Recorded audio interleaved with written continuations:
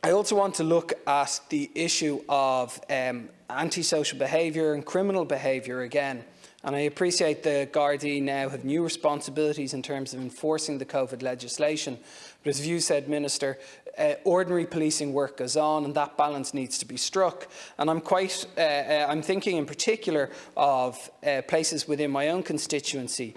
In and around Bluebell, the issue of antisocial behaviour, of violence, of criminal behaviour was raised on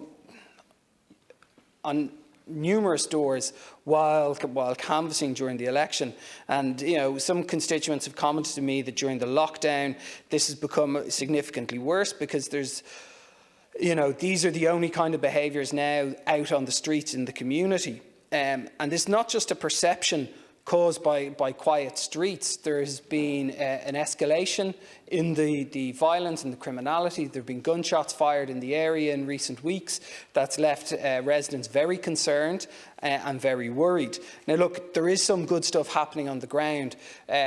Constituents have spoken to me about the good work being done by youth services in the area, helping divert children and young people. Unfortunately, as we've spoken about before, many of these services are under strain due to restrictions. There's also a lot of good work being done on a cross-party basis by some of the local councillors on the ground.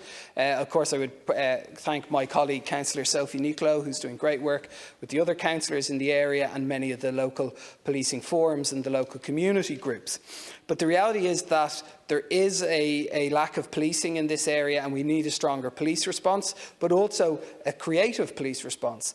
A lot of the issues happen along the canal there, along a bike path along the canal, and providing bikes to Gardaí would enable much more effective policing of that stretch.